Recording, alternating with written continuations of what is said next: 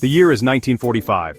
World War II, the deadliest conflict in human history, has finally come to an end. From the ashes of war, a new world order begins to emerge. The United States, having emerged from the war as a global superpower, embraces the promise of peace and prosperity. Across the Atlantic, the Soviet Union, bearing the deep wounds of invasion and sacrifice, seeks to rebuild and secure its borders. The stage is set for a new kind of conflict, a clash not of armies on battlefields but of ideologies, influence, and fear. This is the story of the Cold War, a decades-long struggle that would shape the destiny of nations and define the global balance of power.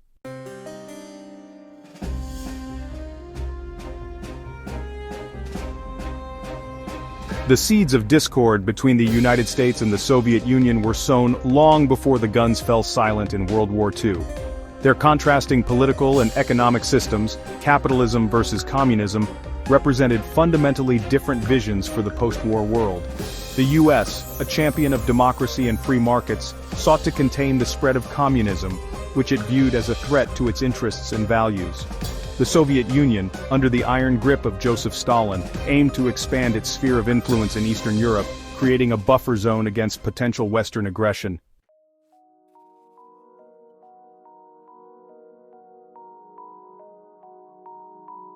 As the dust settled on a shattered Europe, the stark realities of a divided world came into sharp focus. Winston Churchill famously declared that an iron curtain had descended across Europe, separating East from West. From the Baltic Sea to the Adriatic, communist regimes, backed by the might of the Red Army, took root. The United States, witnessing the expansion of Soviet power with growing alarm, viewed these events as a betrayal of wartime agreements and a direct threat to its own security.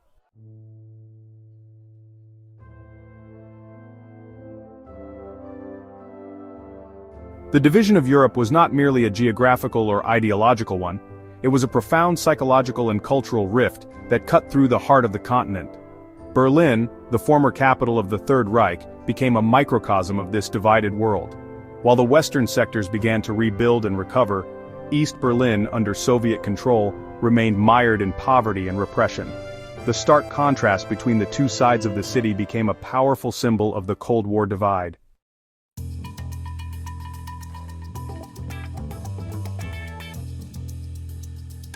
In response to the growing Soviet influence in Europe, the United States under President Harry S. Truman embarked on a new foreign policy doctrine: containment.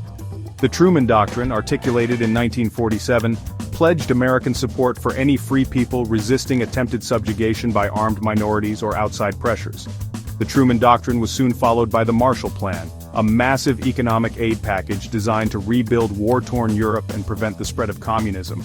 Named after U.S. Secretary of State George Marshall, the plan provided billions of dollars in aid to Western European nations, helping them to revitalize their economies and strengthen their democratic institutions. The Marshall Plan, along with the Truman Doctrine, marked a turning point in the Cold War, solidifying the division of Europe and setting the stage for decades of superpower rivalry.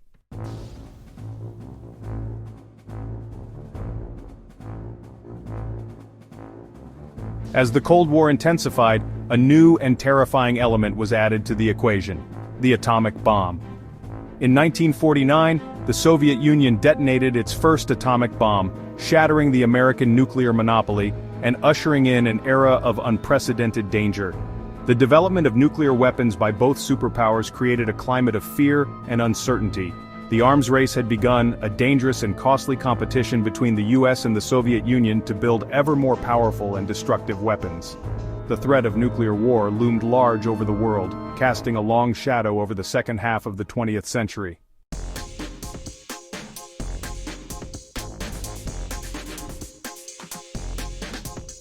The Korean War, a brutal conflict that raged from 1950 to 1953, marked the first major military confrontation of the Cold War.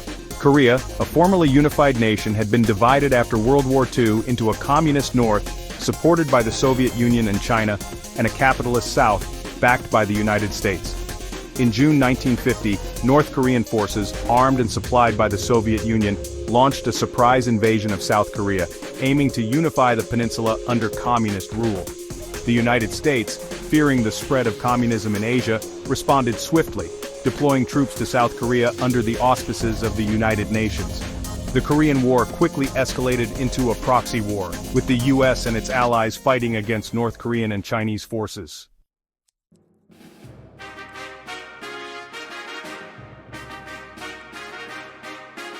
As the Cold War rivalry intensified, the competition between the United States and the Soviet Union extended beyond the battlefields of Earth and into the vast expanse of space. In 1957, the Soviet Union stunned the world by launching Sputnik, the first artificial satellite, into orbit. The launch of Sputnik ignited a fierce competition in space exploration. The United States responded by pouring resources into its own space program, NASA. In 1969, Neil Armstrong became the first person to walk on the moon, a triumph that marked a pivotal moment in the space race.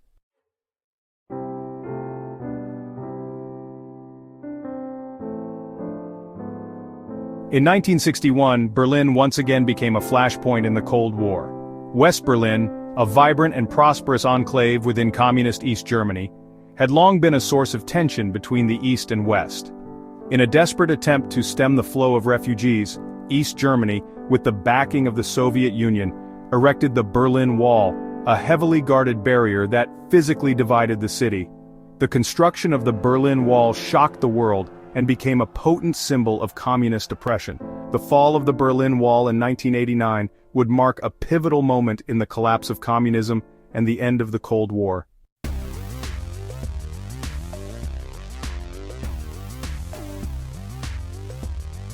In 1962, the world stood on the brink of nuclear war during the Cuban Missile Crisis, the most dangerous confrontation of the Cold War. The crisis was sparked by the Soviet Union's decision to deploy nuclear missiles to Cuba, just 90 miles off the coast of Florida. The discovery of the Soviet missiles by U.S. surveillance aircraft triggered a tense 13-day standoff between the United States and the Soviet Union. President John F. Kennedy imposed a naval blockade on Cuba, vowing to prevent the arrival of any more Soviet missiles. Negotiations between the U.S. and the Soviet Union were tense and fraught with danger, but in the end, a peaceful resolution was reached. The Cuban Missile Crisis was a sobering reminder of the fragility of peace in the nuclear age and the devastating consequences of miscalculation.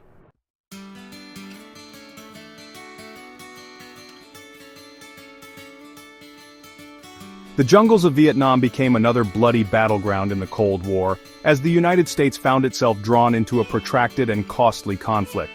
The U.S., fearing the domino theory, the idea that if one country fell to communism, others in the region would follow, gradually increased its military involvement in Vietnam throughout the early 1960s. What began as a limited intervention to support the South Vietnamese government escalated into a full-blown war, with the U.S. deploying hundreds of thousands of troops to fight against the North Vietnamese Army and the Viet Cong. The Vietnam War was a grueling and divisive conflict, fought in difficult terrain against a determined enemy.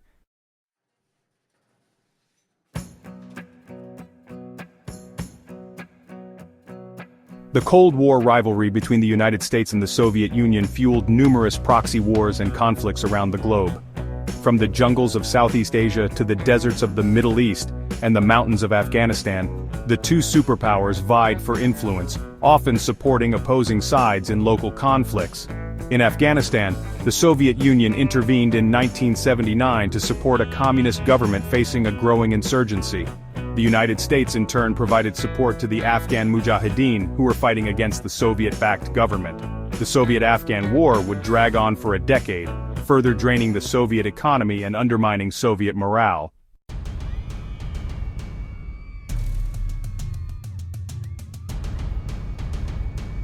Throughout the Cold War, the nuclear arms race between the United States and the Soviet Union cast a long shadow over the world. Both superpowers invested heavily in expanding their nuclear arsenals, developing increasingly powerful and sophisticated weapons of mass destruction. The development of thermonuclear weapons or hydrogen bombs in the 1950s significantly increased the potential destructive power of a nuclear war.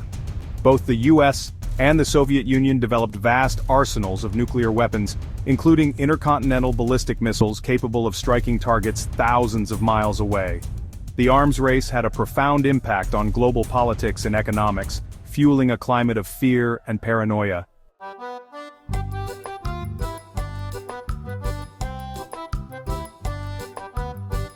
By the early 1970s, after decades of tension and confrontation, a period of détente, or a relaxation of tensions, emerged between the United States and the Soviet Union. Several factors contributed to this thaw in the Cold War, including the costly stalemate in Vietnam, the growing economic burden of the arms race, and the rise of a new generation of leaders on both sides who were more open to dialogue and diplomacy. Détente was marked by a series of agreements and treaties aimed at reducing tensions and promoting cooperation between the superpowers. In 1972, the US and the Soviet Union signed the Strategic Arms Limitation Treaty, or SALT I, which limited the number of certain types of nuclear missiles. The two countries also engaged in cultural exchanges, scientific collaborations, and trade agreements. The period of détente, however, proved to be short-lived. The Soviet invasion of Afghanistan in 1979, coupled with growing concerns in the West about Soviet military expansionism, led to a renewed chill in relations. The election of Ronald Reagan as U.S. President in 1980 ushered in a more confrontational approach towards the Soviet Union, and the Cold War entered a new phase of heightened tensions.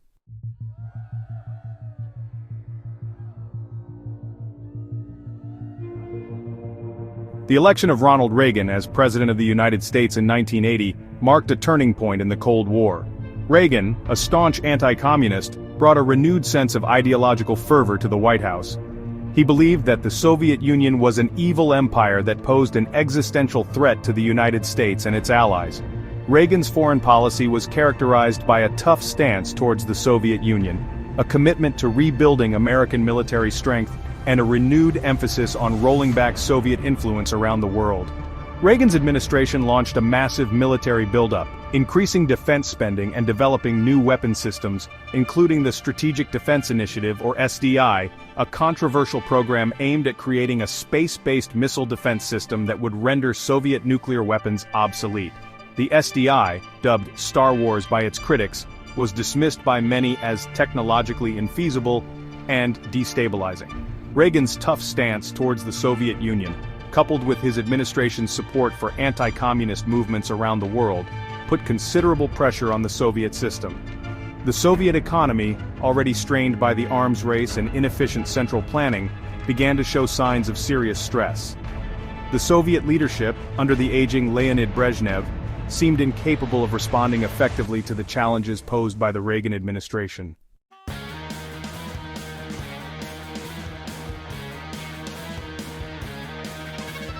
In 1985, Mikhail Gorbachev came to power in the Soviet Union, ushering in a period of dramatic change. Gorbachev, a relatively young and energetic leader, recognized the need for fundamental reforms to address the Soviet Union's mounting economic and social problems. He introduced a series of reforms known as perestroika, or restructuring, and glasnost, or openness, which aimed to revitalize the Soviet economy and introduce greater political and cultural freedom. Perestroika sought to introduce elements of market economics into the Soviet system, such as decentralization, limited private enterprise, and greater autonomy for state-owned enterprises. Glasnost, meanwhile, encouraged greater freedom of speech, assembly, and the press. Gorbachev's reforms, while well-intentioned, had unintended consequences. The relaxation of censorship led to an outpouring of criticism of the Soviet system, while the economic reforms struggled to gain traction. Moreover, Gorbachev's reforms unleashed powerful centrifugal forces within the Soviet Union, as long-suppressed nationalist and separatist movements began to emerge.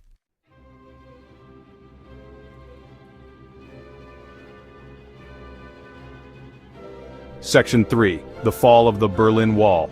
A World Transformed. On November 9, 1989, an event of seismic significance occurred in Berlin. The Berlin Wall, the enduring symbol of the Cold War divide, fell. The fall of the wall was the culmination of a series of events, including growing unrest in East Germany, Gorbachev's reforms, and the Reagan administration's pressure on the Soviet Union. It marked a pivotal moment in the collapse of communism in Eastern Europe and the end of the Cold War. The fall of the Berlin Wall began with a relatively minor event, a change in East German border regulations. On November 9, 1989, after weeks of protests and growing pressure from East German citizens seeking to leave the country, the East German government announced that its citizens would be allowed to cross into West Berlin.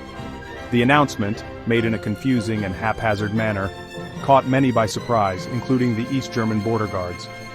As crowds gathered at the Berlin Wall, demanding to cross into West Berlin, the confused and overwhelmed border guards eventually relented, opening the gates.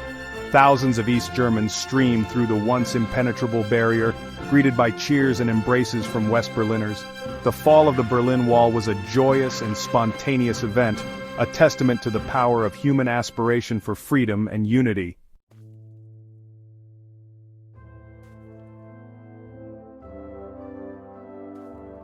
Section 4. The Collapse of the Soviet Union. End of an era. The fall of the Berlin Wall had a domino effect on the Soviet bloc. Within months, communist regimes across Eastern Europe crumbled, as popular uprisings swept away decades of authoritarian rule. The Soviet Union itself, weakened by economic stagnation, political turmoil, and Gorbachev's reforms, began to unravel. Nationalist and separatist movements gained momentum, challenging the legitimacy of the Soviet state. In August 1991, a group of hardline communists attempted to overthrow Gorbachev in a coup d'état.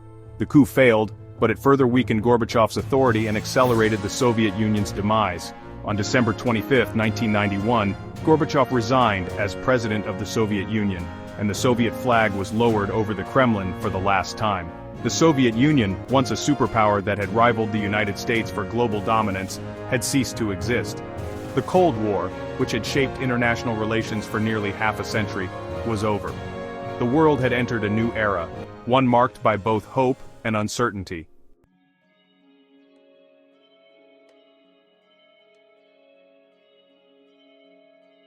A world divided, the legacy of containment. The Cold War's most enduring legacy is arguably the division of the world into two opposing blocs, a consequence of the United States containment policy. This strategy, aimed at halting the spread of communism, left an indelible mark on the international landscape, shaping alliances, fueling conflicts, and influencing domestic politics in countries far from the shores of the superpowers. The formation of NATO and the Warsaw Pact solidified this division, creating military alliances that heightened tensions and fostered an atmosphere of suspicion and distrust. Countries found themselves pressured to choose sides, often at the expense of their own sovereignty and national interests. The non-aligned movement, championed by leaders like India's Jawaharlal Nehru and Yugoslavia's Josip Broz Tito, offered a third path, but even these nations often found themselves navigating a complex web of Cold War pressures. The legacy of containment is particularly evident in the developing world, where Cold War rivalries often exacerbated existing tensions and fueled proxy wars. From Korea and Vietnam to Angola and Nicaragua, the superpowers' struggle for influence left a trail of devastation, destabilizing regions and leaving enduring scars on societies struggling to rebuild. The Cold War competition for hearts and minds also extended to economic and cultural spheres, with both sides vying for influence through aid, propaganda, and cultural exchanges.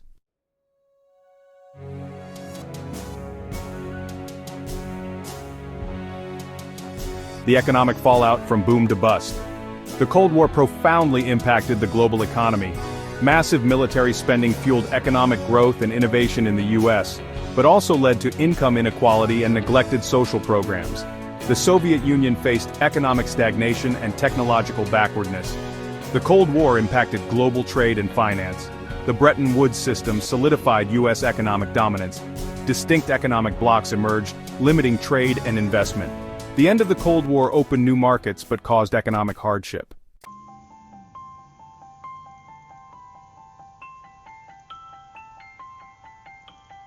The enduring impact shaping the 21st century. The Cold War's end in 1991 still shapes the 21st century. Geopolitical and ideological fault lines persist. New global powers like China and Russia rise. Cold War interventions fuel ongoing conflicts. Nuclear proliferation remains a major concern. The threat of nuclear terrorism looms large. International institutions bear Cold War's impact. The UN often caught in Cold War crossfire. The end brought optimism, uncertainty, and new challenges. The world seeks a peaceful, just, and sustainable future. Understanding the Cold War is essential for navigating the 21st century.